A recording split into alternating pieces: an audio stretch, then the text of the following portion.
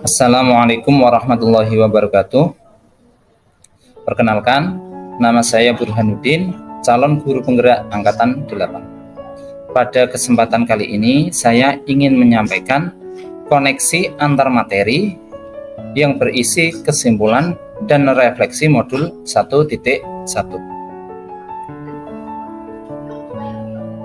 Kesimpulan filosofi Ki Hajar Dewantara terkait pendidikan yang meliputi pertama, tuntunan, yang kedua, menghamba pada anak, yang ketiga, yang sudah kita kenal yaitu tentang trilogi pendidikan.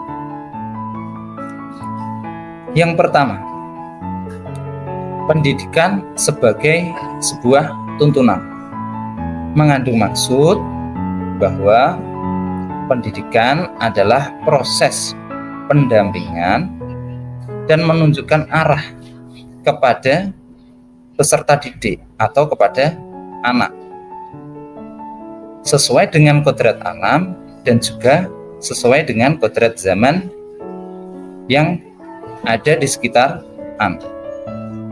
Pendidikan harus sesuai dengan kodrat alam, maksudnya ketika mendidik anak kita harus mempertimbangkan potensi-potensi apa yang dimiliki oleh anak dan juga potensi apa yang ada di lingkungan sekitar anak. Yang selanjutnya, pendidikan kepada anak harus sesuai dengan kodrat zaman, mengandung maksud bahwa pendidikan harus disesuaikan dengan dinamika perkembangan zaman. Ketika dinamika perkembangan zaman berubah, maka pendidikan juga harus diubah, harus kita sesuaikan. Tujuannya apa?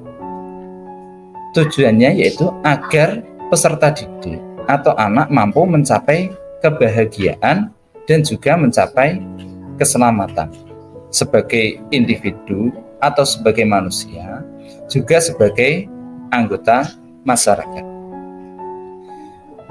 Yang selanjutnya yaitu pendidikan yang menghamba pada anak. Maksudnya menghamba bagaimana? Menghamba di sini bukan berarti kita mendewa-dewakan anak atau menyembah anak, bukan. Tetapi menghamba pada anak mengandung maksud bahwa kita memberikan segalanya kepada anak untuk menunjang pendidikannya.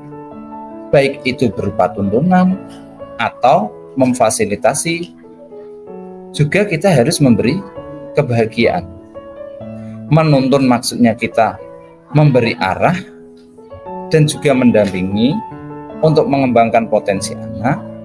Kemudian memfasilitasi, kita berupaya memfasilitasi segala keperluan yang dibutuhkan anak untuk belajar, baik itu media ajar atau sumber belajar.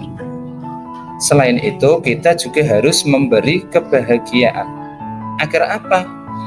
Agar pendidikan yang kita ajarkan dapat diterima oleh anak dengan hati yang terbuka atau pikiran yang terbuka. Kemudian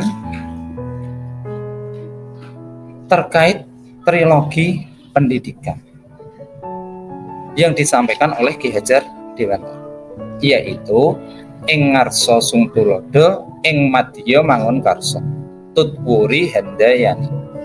Mengandung maksud bahwa ketika kita berada di depan, kita harus memberikan tauladan bagi anak.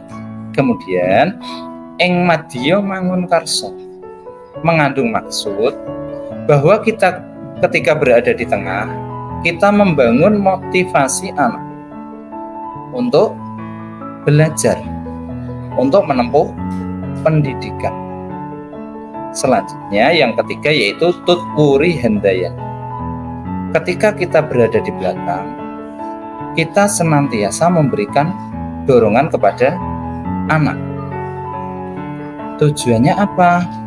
Agar anak atau peserta didik mampu mengembangkan setiap potensi yang ada di lingkungan, ada pada dirinya, sesuai dengan kearifan atau budaya lokal.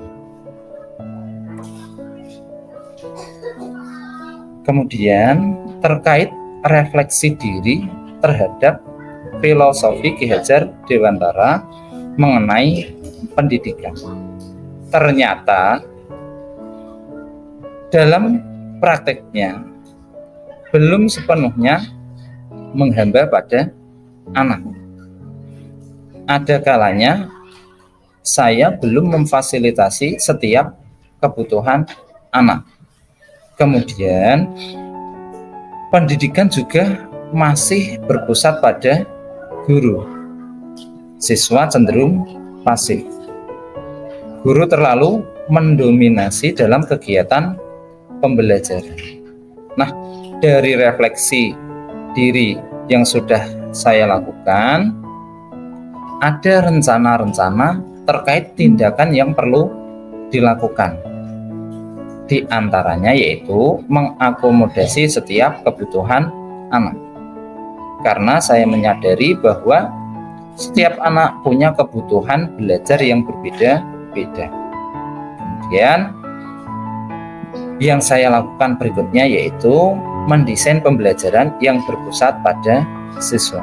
Jadi guru tidak dominan dalam kegiatan pembelajaran, tetapi siswa yang lebih dominan dalam melakukan kegiatan pembelajaran, dengan maksud agar siswa lebih memaknai apa yang mereka pelajari.